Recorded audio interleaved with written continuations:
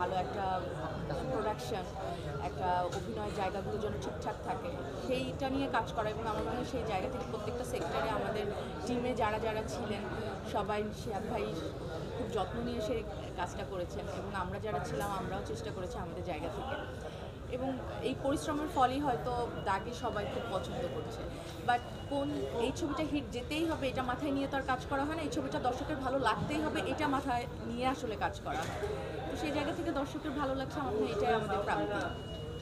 আচ্ছা, একটু জানতে চাইবো ওই সাইডে চাপ দেন, চাপ দেন, আস্তে আস্তে আস্তে আস্তে আস্তে জানতাম।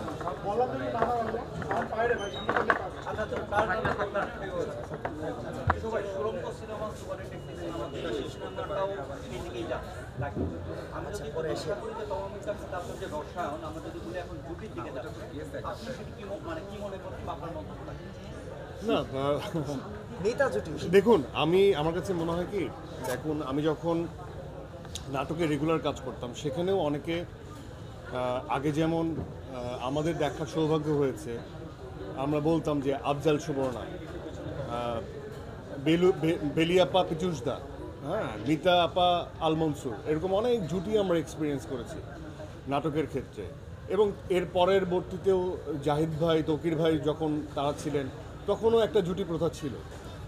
আমাদের সময় আমরা বিভিন্ন সময় আমরা এক্সপিরিয়েন্স করেছি যে জুটি প্রথাটা আমরা দেখেছি হঠাৎ করে সিন্ডিকেটে রূপান্তরিত নিতে।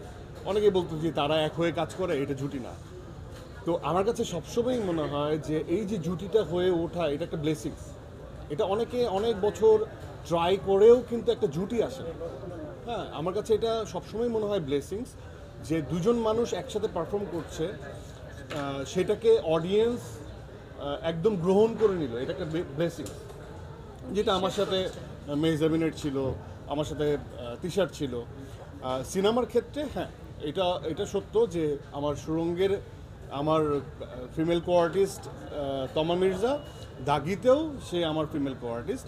এটা যদি অডিয়েন্স জুটি হিসেবে নেয় তাহলে তো it's গনা B A blessings for us, যে অবশ্যই খুবই প্রশংসা পাচ্ছি আমরা একসাথে কাজ করে। এবং আমি এটাকে খুব পজিটিভলি নেই। আর এটার বাইরেও যদি আমি সুরঙ্গের কথা বলি, তখন একটা প্রশ্ন ছিল যে হোয়াই তমা মির্জা।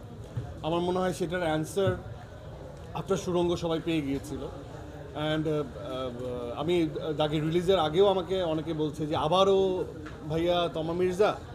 আমি বললাম যে ভাই, এটা তো আর আমার একটারে নাই, নায়িকা কে হবে সেটা তো আর আমি সেট করি না, সেটার উত্তর দিতে পারবে শিহাব শাহিন বা আমাদের প্রডিউসিং টিমের শারিয়া শাকিল।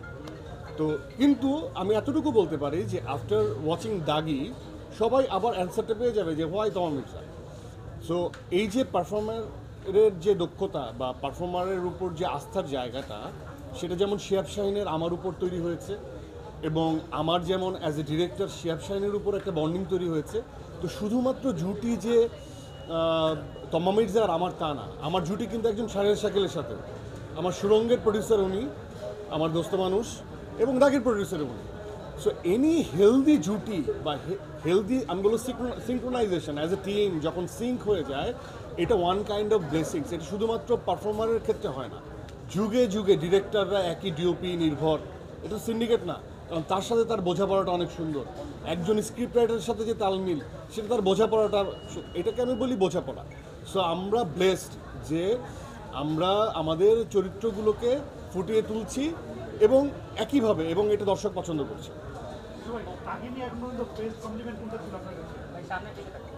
দাগিনী বেস্ট, প্রচুর ভালো কমপ্লিমেন্ট। আমার কাছে সবচেয়ে বেশি সুন্দর কমপ্লিমেন্ট লাগে যে একটি চরিত্র যখন আমরা ধারণ করি বা পোর্ট্রে করি, সেখানে আমি সবসময় বলি যে একটা অ্যাক্টিংয়ের গ্রাফ বা কনসিস্টেন্সি থাকতে হয়। হ্যাঁ, এটা একটা কবিতার মতো বা একটা গল্পের মতো, একবারে বলে ফেলা। ডিফারেন্ট সময় ডিফারেন্ট এক্সপ্রেশন, ডিফারেন্ট মনে হয় যে আলাদা, হঠাৎ করেই উনি। তো এই যে অডিয়েন্স যখন বলে যে একটা ধারাবাহিকতা, বা আমার যারা শুভাকাঙ্ক্ষী তারা যখন বলে যে এই কনসিস্টেন্সি পাওয়া গেছে, যে না, এটাকে দেখেই মনেই হয়েছে যে তুমি এটা ধারণ করছো বা জার্নিটা কনসিস্টেন্ট ছিল, তো সেটা আমার কাছে অনেক বেশি ভাবায়। কারণ গুড ক্রিটিক আমি খুব বেশি পছন্দ করি, কারণ এটা আমাকে শুধরে দেয়।